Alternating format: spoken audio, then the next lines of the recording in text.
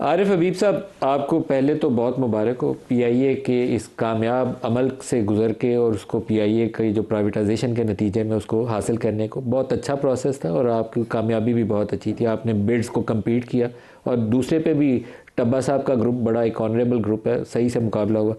मैं अगर तो आप चाहें जो डिस्कशन हम सियासी मैदान में भी कर रहे थे, एक एल्डरली इनको एडवाइस करना चाहें तो ज़रूर करिए, क्योंकि मुझे पता है कि आपका भी मशवरा इससे मुख्तलिफ नहीं होगा कि सियासी तनाज़ा समेटें, पाकिस्तान की इकॉनमी को समझ लें और आगे बढ़ने का मौका दें। अगर कमेंट करना चाहें तो कर लें, फिर हम इकॉनमी की तरफ आ जाएंगे। जी जी नहीं, ये बात तो बिल्कुल सही है। हर शख्स जो है पाकिस्तान में चाहता है कि तमाम जो इख्तलाफात हैं, सियासी इख्तलाफात, वो जो है मिल बैठ के बात करके उनको हल करना चाहिए और वो एक पीसफुल अंदाज में हो। तो उसमें ज़ाहिर है जो लोग भी स्टेक होल्डर्स हैं, जो भी पार्टीज़ हैं, उन सब का फ़र्ज़ बनता है कि उस डायरेक्शन में काम करें। और न सिर्फ यही, मैं तो ये कहता हूँ कि हम अपने पड़ोसियों से भी जो है ताल्लुकात को बेहतर करने की कोशिशें करनी चाहिए हमें, ताकि फिर जो है सही मानों में आवाम के मफाद के लिए जो है वो तरक्की हो सकेगी।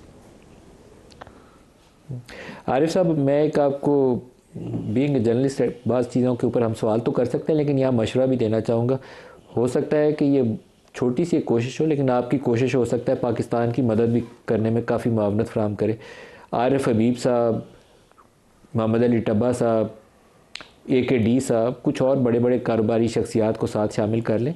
एक ग्रुप की शक्ल में आप फील्ड मार्शल साहब को भी मिलें, प्राइम मिनिस्टर को भी मिलें, इवन इमरान खान को जाके मिलें और इन सारों से कहिए कि रास्ता निकालें पाकिस्तान की खातिर।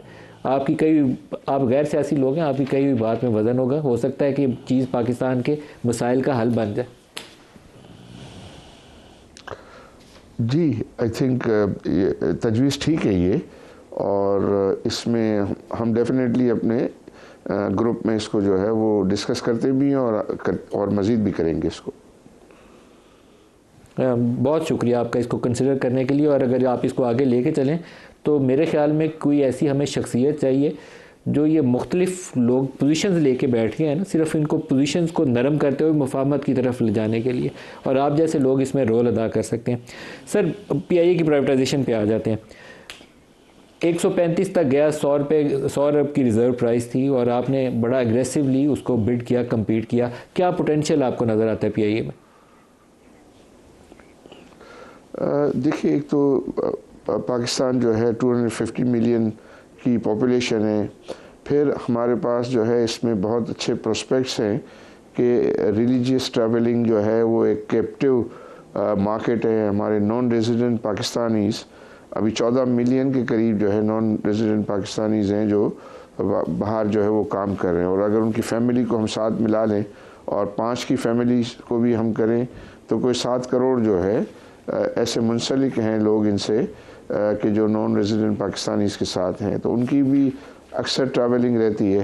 फिर इंटरनली जो है भी जो है उसमें ग्रोथ के प्रोस्पेक्ट जो है वो बहुत ज़्यादा अच्छे हैं। फिर ये जो फ़्लाइट्स हैं हमारी यूरोप की, कनाडा की, और उसमें डायरेक्ट फ़्लाइट में बहुत ज़्यादा प्रोस्पेक्ट्स अच्छे हैं, क्योंकि अगर आप दूसरी फॉरेन एयरलाइंस के ज़रिए जाते हैं तो ट्रैवलिंग टाइम जो है वो 18-18 घंटे जो है वो बन जाता है, जबकि डायरेक्ट फ़्लाइट जो है वो 7 घंटे की होती है। तो इस किस्म की जो मार्केट के जो अपॉर्चुनिटीज़ हैं उनको अगर अच्छी मैनेजमेंट के ज़रिए कैप्चर किया जाए तो इसमें बहुत ज़्यादा ग्रोथ के चांसेस हैं।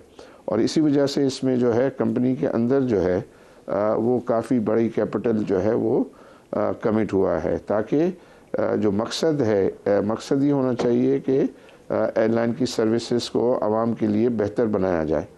तो वो उसमें मैं समझता हूँ कि बहुत ही ज़्यादा जो है वो अपॉर्चुनिटी है। और अगर कोई प्राइवेट सेक्टर इन्वेस्टर्स जो है वो इन्वेस्टमेंट अपॉर्चुनिटीज़ ढूंढ रहा है, तो मैं समझता हूँ कि ये एक अच्छी जो है वो इन्वेस्टमेंट अपॉर्चुनिटी साबित हो सकती है।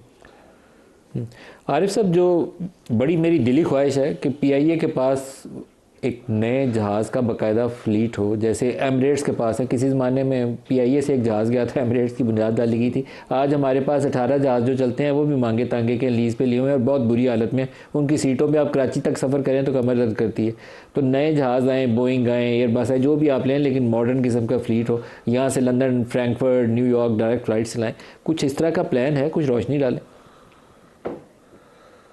देखिए, पहले तो जो है हमारे जो 320 जो है, या जिसको हम नैरो बॉडी एरोप्लेन्स कहते हैं, उसमें और ज़्यादा ज़रूरत है। और जो एडवाइज़र्स हैं हमारे, उनका भी जो है वो एडवाइस है कि आप उन पे ज़्यादा फोकस करें। जो ऑलरेडी हमारी रूट्स हैं और वो रूट्स की जो फ्रीक्वेंसी ऑफ फ़्लाइट्स जो हैं वो कम हैं, उनको बढ़ाने से जो है ये है कि एक तो ये है कि सब लोगों के लिए, ट्रैवलर्स के लिए जो है वो सहूलियत पैदा होंगी। मैनी टाइम ये होता है कि आपकी अवेलेबिलिटी ऑफ फ़्लाइट जो हैं वो बड़ी लिमिटेड होती हैं, तो उन लिमिटेड फ़्लाइट्स की फ्रीक्वेंसी को जो है वो बेहतर करके आप ज़्यादा ट्रैवलर्स को जो है वो फैसिलिटेट कर सकते हो। उसमें ही ज़्यादा बिज़नेस अपॉर्चुनिटीज़ हैं। जो वाइड बॉडी एयरक्राफ्ट है, एक तो ये है कि उसमें नए जहाज़ की अवेलेबिलिटी जो है वो बहुत टाइट है और वो 2030 और 31 की डिलीवरीज की अवेलेबल हैं। लेकिन ये जो नैरो बॉडी एयरप्लेन्स हैं, ये सेकेंड हैंड मार्केट में 5 साल, 7 साल, 8 साल जहाज़ जो है पुराने अवेलेबल होते हैं और जो बहुत अच्छी कंडीशन में होते हैं। तो आई थिंक पहला फोकस जो है वो उस पर होगा, और फिर ये कि एक लिमिटेड वे में वाइड बॉडी भी होगा जो लॉन्ग हॉल फ़्लाइट्स के लिए जो है वो कारआमद होंगे। आरिफ हबीब साहब, जो 75% की तो ये ट्रांजैक्शन हो गई, 25% के लिए आपके पास ऑप्शन है, क्या आप उसको ख़रीदना चाहेंगे? जी, आई थिंक हमारी इंटेंशन है इसकी, और हमारी पहले से ही तजवीज़ थी कि गवर्नमेंट जो है वो 100% जो है वो शेयर्स सेल करे। बट जो दूसरा कंसोर्शियम था वो देवर हैप्पी विद 75%। तो फिर ये प्राइवेटाइजेशन कमीशन ने जो है वो एक स्ट्रक्चर ऐसा बनाया कि 75% की उन्होंने बिड की, और फिर उसके बाद 25% का ऑप्शन दिया है कि जो सक्सेसफुल बिडर है वो 90 डेज़ में जो है वो इस ऑप्शन को एक्सरसाइज कर सकता है। तो जो हमने अपना मॉडल बनाया था और हमारी जो इंटेंशन है वो तो ये है कि हम 25% जो है लेंगे, लेकिन उसके अंदर मुख्तलिफ जो ऑप्शंस हैं उनको हम अभी स्टडी भी कर रहे हैं, और इंशाल्लाह हम in due course of time इसके ऊपर जो है कोई फ़ैसला करेंगे। फौजी फर्टिलाइज़र कितने फ़ीसद का हिस्सेदार बनेगा? आई थिंक अभी देल भी दी जो भी जो कंसोर्शियम है, कंसोर्शियम जो लीड कंसोर्शियम मेंबर है उसको करीब वो मैच करेंगे, और उसमें जो है उस नंबर से वो 0.1% जो है वो बिलो रहेंगे। तो वो नंबर्स अभी कैलकुलेट हो रहे हैं। आई थिंक ये in due course of time जो है इंशाल्लाह उसके ऊपर फैसला हो जाएगा। अगर आरिफ हबीब साहब के पास 40% शेयर होल्डिंग हो तो वो 39.9% फौजी फर्टिलाइज़र ले सकता है? जी बिल्कुल, ऐसा ही है। ऐसा ही है।